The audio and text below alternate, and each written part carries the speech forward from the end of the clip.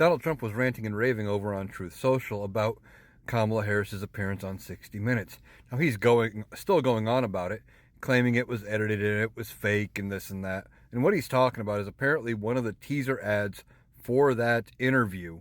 CBS had chose to splice together parts of answers of two different questions to make it sound like she answered one question differently. And if you watch the whole 60 Minutes interview with her, you will see the parts where they spliced together. Now, that was the choice of CBS, not Kamala Harris, but Donald Trump is ranting and raving about it, saying it's election interference, it's an illegal scam, CBS should have their license pulled, etc. And he's freaking out about it. Why? Because it makes the appearance on CBS makes her look good, makes him look bad, and he doesn't know what else to do here. But beyond that, he's trying to say because of this ad choice for the ad about the 60 Minutes interview that CBS made, not the Harris campaign, that Kamala Harris should just concede the race to him. She didn't do anything wrong.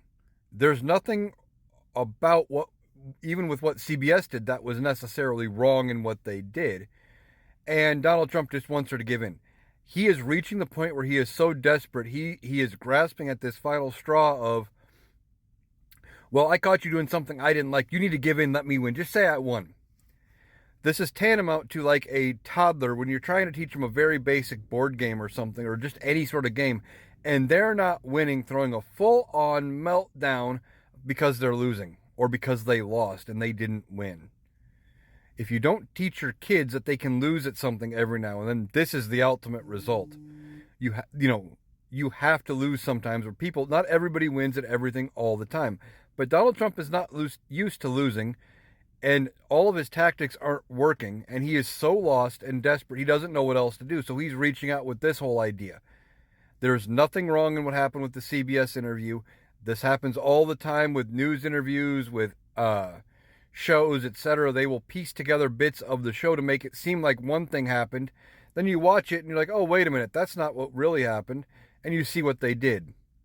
This was just a choice by CBS, had nothing to do with the Harris campaign, and Donald Trump is desperately reaching out for this as some sort of a thing.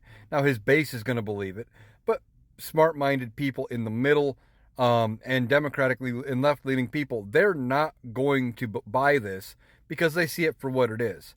A desperate plea by a desperate man.